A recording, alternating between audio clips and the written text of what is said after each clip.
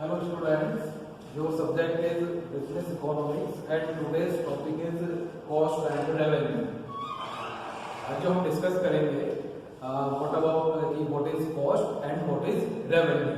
इससे पहले लेक्चर में हमने डिस्कशन किया था कि भाई what do you mean by production, what are the factors of production and what are the factor functions and their characteristics and their types. तो आज हमारा नया टॉपिक है वो है आपका कॉस्ट एंड रेवेन्यू।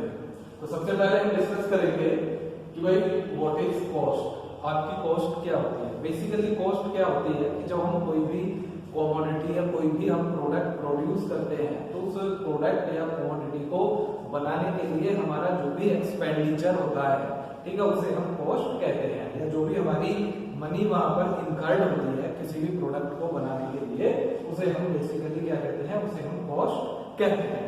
तो इसमें आपका जो हमने लिखा हुआ है, इसमें भी ये लिखा हुआ है कि production research retail and accounting एक cost is the value of money that has been used up to produce something और deliver a service and hence is not available for use any more. इसमें भी सीधा सीधा लिखा हुआ है कि आपकी बेसिकली कॉस्ट क्या होती है कि आप किसी भी प्रोडक्ट या किसी भी सर्विसेज को जो आप प्रोड्यूस करने में जो भी मनी आप वहां पर खर्च करते हो या जो भी आप आपका इनकर्ड करते हो मनी, उसे आप कॉस्ट कहते हैं। ठीक है, अब उसके बाद जो हम डिस्कस करेंगे इसमें कि भाई what are the types of cost, कि जो आपकी कॉस्ट होती है उसके आपके कितने टाइप्स की होती है।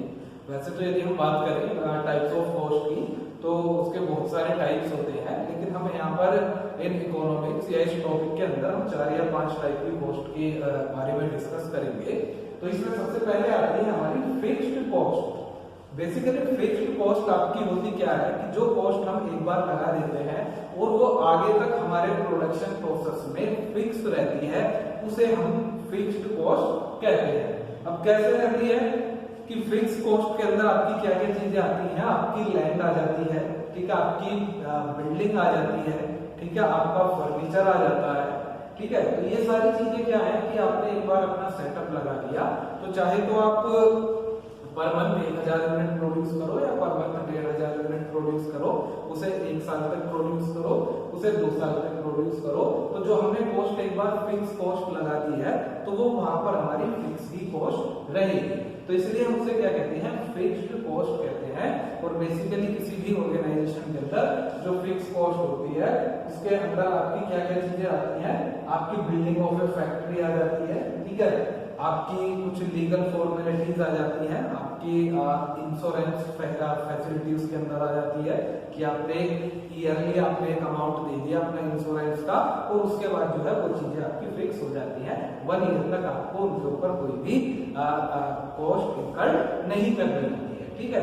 तो अब जैसे बिल्डिंग है, आपने बिल्कुल बिल्डिंग को मेंटेन किया है तो 1 ईयर तक आप उसमें कितना भी प्रोडक्शन करो, 1 ईयर तक 2 ईयर तक, जब कभी फिर आगे उसकी मेंटेनेंस की रिक्वायरमेंट पड़े तो आप उसका मेंटेनेंस वहां पर करा सकते हो। तो फिक्स कॉस्ट में क्या होती है कि जहां पर सिंपल लिखा हुआ है कि दी cost which don't very with changing output, जो कि आउटपुट के चेंज होने पर नहीं बदलती है, उन कॉस्ट को आप फिक्स कॉस्ट कहते हो। कि चाहे आप 1 साल तक 1 यूनिट प्रोड्यूस करो या आप 1 साल में 1 लाख यूनिट प्रोड्यूस करो, लेकिन जो आपकी फिक्स कॉस्ट होगी वो आपकी फिक्स ही वहां पर रहेगी। सेकंड है आपका variable cost. Basically variable cost आपकी क्या होती है कि आपकी वेरिएबल कॉस्ट जो होती है वो changing with output. Variable cost क्या होगी कि आप जितने अमाउंट में आउटपुट प्रोड्यूस करोगे उसी अमाउंट में आपकी वेरिएबल कॉस्ट भी वहां पर चेंज होगी। That is called your variable cost. कैसे कि आप 1000 यूनिट आउटपुट प्रोड्यूस करते हो तो उसके हिसाब से आपका रॉ मटेरियल लगेगा। आप यदि 500 यूनिट आप वहां पर आउटपुट प्रोड्यूस करते हो तो उसके हिसाब से आपका रॉ मटेरियल लगेगा। तो इसलिए हम क्या कहते हैं कि जो आपकी वेरिएबल कॉस्ट होती है वो आपकी आउटपुट के साथ वहां पर चेंज होती है, ठीक है। अब जैसे इसमें एग्जांपल सिंपल लिखा हुआ है कि जैसे आपका रॉ मटेरियल होता है वो आपका रॉ मटेरियल वेरिएबल कॉस्ट के अंदर आता है, क्योंकि आउटपुट के अकॉर्डिंग आपका चेंज होता है। इलेक्ट्रिसिटी का बिल भी इसी के अंदर आएगा, क्योंकि क्या होगा, आउटपुट के अकॉर्डिंग आपका चेंज होकर वहां पर चलता है। इसके बाद जो आगे है वो है आपका semi variable cost. Semi variable cost आपकी बेसिकली वो कॉस्ट होती है कि जो आपकी वेरिएबल होती है बट इतनी ज्यादा वो चेंजेबल वहां पर नहीं होती है, ठीक है। वेरिएबल होती है, चेंजेबल होती है, but as comparison to variable cost वो इतनी ज्यादा वहां पर चेंजेबल आपकी नहीं होती है। अब कैसे कि जैसे लेबर होती है, ठीक है, लेबर आपका क्या होता है, एक सेमी वेरिएबल लेबर क्या होती है आपकी सेमी वेरिएबल कॉस्ट होती है। अब कैसे होती है कि भाई आप 1000 यूनिट प्रोड्यूस कर रहे हो तो आपने सपोज करो सब चीज के सेटअप के लिए 100 एम्प्लॉइज को वहां पर रखा हुआ है, और अब आप 2000 यूनिट प्रोड्यूस करोगे तो आपको वहां पर 200 लेबर नहीं रखनी पड़ेगी, आपका काम 130, 140 या 150 ही लेबर में आपका चल जाएगा। दूसरा, आप कुछ भी प्रोडक्शन नहीं कर रहे हो लेकिन चीजों को मेंटेन करने के लिए, मैनेज करने के लिए आपको वन प्रोडक्शन में भी कुछ लेबर के इंडिविजुअल्स आपको वहां पर मिल जाएंगे। तो इसीलिए हम इसे क्या कहते हैं, इसे हम कहते हैं आपकी सेमी वेरिएबल कॉस्ट। इसके बाद आपकी आती है नेक्स्ट जो होती है वो होती है आपकी total cost. Total cost basically क्या होती है कि जब हम फिक्स कॉस्ट और आपकी जो वेरिएबल कॉस्ट होती है, ठीक है, दोनों को ऐड कर देते हैं, दोनों का एडिशन हम कर देते हैं, तो वो आपकी कहलाती है वेरिएबल सॉरी आपकी फिक्स कॉस्ट। फिक्स कॉस्ट हमेशा किस तरीके से कैलकुलेट होती है उसका सिंपल फॉर्मूला भी है सॉरी टोटल कॉस्ट का, कि total cost is equal to आपका क्या हुआ फिक्स प्लस वेरिएबल कॉस्ट। यदि किसी प्रोडक्ट के प्रोडक्शन करने के लिए यदि हमारी फिक्स कॉस्ट 100 रुपए आ रही है और हमारी वेरिएबल कॉस्ट जो है 80 रुपीज आ रही है, तो हमारी टोटल कॉस्ट वहां पर क्या हो जाएगी, हमारी टोटल कॉस्ट वहां पर आपकी 180 हो जाएगी। तो टोटल कॉस्ट आपकी क्या होती है कि जो आपकी फिक्स्ड कॉस्ट होती है plus variable cost, that is called your total cost. अब इसके बाद हमारी आती है marginal cost. Basically marginal cost क्या होती है कि जब हम सपोज करो कोई भी एक एक्स्ट्रा यूनिट हम प्रोड्यूस करते हैं तो उस एक्स्ट्रा यूनिट को प्रोड्यूस करने में हमारी जो भी कॉस्ट आती है उसे हम मार्जिनल कॉस्ट कहते हैं। कैसे इसमें एग्जांपल लिखा हुआ है कि the total of 3 unit is 1550 and the total cost of unit 4 unit is 1900। भाई 3 यूनिट की हमारी कॉस्ट आ रही है 1550 रुपए और 4 यूनिट की आ रही है हमारी 1900।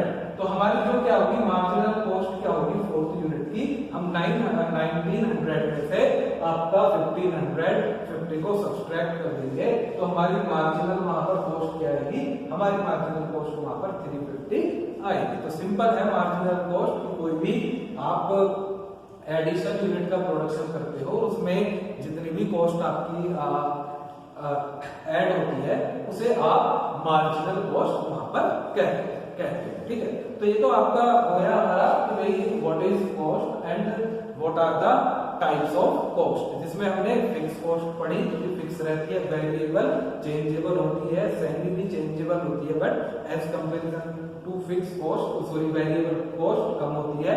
टोटल कॉस्ट दोनों का एडिशन होता है और जो आपका मार्जिनल कॉस्ट होता है कि जो भी हम एक्स्ट्रा यूनिट प्रोड्यूस करते हैं और उसे प्रोड्यूस करने में हमें जो भी कॉस्ट इनकर्ड करनी होती है उसे हम क्या कहेंगे, उसे हम मार्जिनल कॉस्ट वहां पर कहेंगे। इसके बाद जो हम डिस्कस करेंगे वो करेंगे हम रेवेन्यू कि भाई व्हाट इज रेवेन्यू। बेसिकली आपका रेवेन्यू क्या होता है कि जब आप किसी भी गुड्स या सर्विसेज को सेल आउट करने के बाद आपके पास जो भी रेवेन्यू आता है या आपके पास जो भी मनी आती है उसे आप रेवेन्यू कहते हैं। जब गुड्स और सर्विसेज को प्रोड्यूस करने में जो भी खर्चा आता है उसे कॉस्ट कहते हो और उन्हीं गुड्स और सर्विसेज को सेल आउट करने के बाद आपके पास जो भी कैपिटल आती है, जो भी आपके पास मनी आती है उसे आप रेवेन्यू कहते हैं। जो रेवेन्यू होता है बेसिकली एक फर्म की सेल्स होती है, उसकी सेल्स रिसीट होती है जो आपकी कैश में होती है और किसी भी फर्म का जो इनकम होती है वो भी आपका क्या होता है, रेवेन्यू होता है। रेवेन्यू 3-4 तरीके से फर्म के पास आ सकता है। पहला वन गुड्स और सर्विसेज को सेल आउट करने के बाद, दूसरा इंटरेस्ट से भी आ सकता है, तीसरा क्या रॉयल्टी से भी आपके पास रेवेन्यू आ सकता है। अब उसके बाद जो है आपके ये आपके टाइप्स ऑफ रेवेन्यू है। तो यदि हम टाइप्स ऑफ रेवेन्यू की बात करें तो 3 टाइप्स का आपका टोटल रेवेन्यू, सेकंड वन होता है आपका एवरेज रेवेन्यू और थर्ड वन आपका होता है मार्जिनल रेवेन्यू। ये हमारे 3 टाइप्स के होते हैं जो रेवेन्यू आपका टोटल रेवेन्यू, एवरेज रेवेन्यू और आपका मार्जिनल रेवेन्यू। अब हम इसमें सबसे पहले जो डिस्कस करेंगे वो करेंगे कि भाई व्हाट इज टोटल रेवेन्यू। आपका टोटल रेवेन्यू क्या होता है?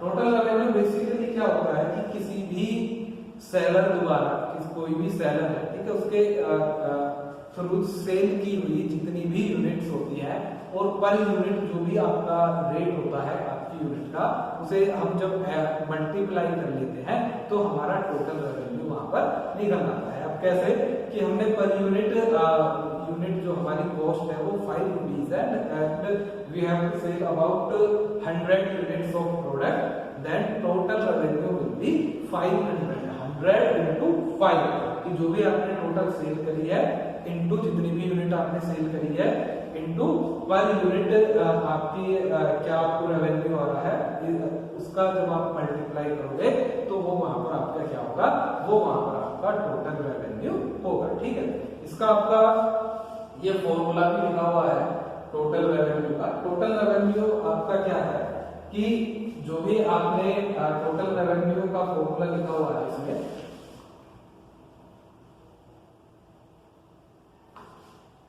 TR is equal to AR into Q। AR into Q की मतलब एवरेज रेवेन्यू, जितना भी आपने रेवेन्यू वहां पर जनरेट किया है, इनटू Q क्या है वहां पर आपकी एक तरीके से क्वांटिटी है, सॉरी Q जो है आपकी वो क्वांटिटी है और आपका एवरेज रेवेन्यू जो है वो आपका क्या है, एक तरीके से प्राइस पर यूनिट है। तो जितना भी प्राइस पर यूनिट इनटू जितनी भी आपने क्वांटिटी वहां पर सेल आउट की, that is called your total revenue. इसमें सिंपल लिखा हुआ है TR आपका टोटल रेवेन्यू, AR क्या है एवरेज रेवेन्यू, या आपका प्राइस पर यूनिट और Q क्या है आपका आउटपुट। तो सीधा फॉर्मूला है कि फॉर एग्जांपल एक कमोडिटी का प्राइस कितना है 100 रुपए और हमने उसकी जो है 20 यूनिट जो है हमने उसकी सेल की वहां पर, तो 100 into आपका 20 कितना आ गया, वो आपका आ जाएगा टोटल रेवेन्यू जो है वो आपका 200 वहां पर आ जाएगा। तो ये सिंपली आपका क्या होता है total revenue, price per unit into जितनी भी यूनिट आपने प्रोड्यूस की है। सेकंड वन आता है आपका एवरेज रेवेन्यू। एवरेज रेवेन्यू का सीधा आपका फॉर्मूला है average revenue is equal to total revenue divided by जितनी भी क्वांटिटी आपने वहां पर प्रोड्यूस की है। एवरेज रेवेन्यू कैसे निकलेगा कि भाई हमारा टोटल रेवेन्यू हुआ 1000 और हमने टोटल यूनिट कितनी प्रोड्यूस की है 100, 1000 डिवाइडेड बाय 100, तो हमारा AR कितना आ गया 10 आ गया। वहां पर हमारा AR कितना आ जाएगा 10 रुपीज, मींस वो आपका हो जाएगा AR रेवेन्यू, एवरेज रेवेन्यू। सीधा फॉर्मूला है AR is equal to total revenue divided by total number of unit जो हैव टू प्रोड्यूस, जितने आपने टोटल नंबर ऑफ यूनिट्स जो है वहां पर प्रोड्यूस की। उसके बाद आपका आता है जो आपका नेक्स्ट आता है वो आता है आपका मार्जिनल रेवेन्यू। मार्जिनल रेवेन्यू भी आपका इसी तरीके से होता है जहां पर हम क्या करते हैं, जैसे हमने कॉस्ट की बात की थी तो नॉर्मली हम कॉस्ट के अंदर क्या बात कर रहे थे, जो भी हम एडिशन यूनिट को प्रोड्यूस करते हैं उससे हमारा जो भी कॉस्ट आती है उसे हम मार्जिनल कॉस्ट कहते हैं। सेम आपका रेवेन्यू के अंदर जो भी हम एक्स्ट्रा वहां पर प्रोड्यूस करके चले गए और उससे जो हमारी इनकम आएगी उसे हम क्या कहेंगे, उसे हम मार्जिनल रेवेन्यू कहेंगे। अब कैसे इसका सीधा फॉर्मूला है MR इक्वल टू क्या है आपका delta ER upon delta Q, और यदि हम MR को कैलकुलेट करें तो इसका बड़ा सिंपल वे है कि जो हम मार्जिनल रेवेन्यू जब कैलकुलेट करते हैं किस तरीके से करते हैं कि सपोज को हमने 4 यूनिट सेल आउट की और हमारे पास वहां पर कितना रेवेन्यू आया 100 रुपीज, और हमने 5 यूनिट प्रोड्यूस की और हमारे पास सपोज करो रेवेन्यू आया 120 रुपीज, तो हमारा जो मार्जिनल रेवेन्यू होगा TRN माइनस TRN माइनस 1, यानी कि आप 120 में से 100 को सब्सट्रैक्ट कर दोगे तो इट मींस वो आपका मार्जिनल रेवेन्यू आ जाएगा। बड़ा सीधा है, सिंपल है। जिस तरह कॉस्ट थी आपकी कि एडिशन करने में जो भी खर्चा आता है मार्जिनल कॉस्ट, और यहाँ पर भी मार्जिनल रेवेन्यू में जो भी आप एडिशन यूनिट सेल करते हो और उससे जो भी आपका रेवेन्यू क्रिएट होता है वो आपका होता है marginal revenue, that is called your marginal revenue. तो आज हमने इसमें दो टॉपिक डिस्कस किए हैं, सीधे सीधे हैं आपके, एक तो फिक्स आपका कॉस्ट और दूसरा आपका हमने रेवेन्यू। तो रेवेन्यू तीन तरीके का, टोटल रेवेन्यू सीधा फॉर्मूला है, एवरेज आपका रेवेन्यू है और आपका लास्ट वन क्या है आपका मार्जिनल रेवेन्यू है। Thank you.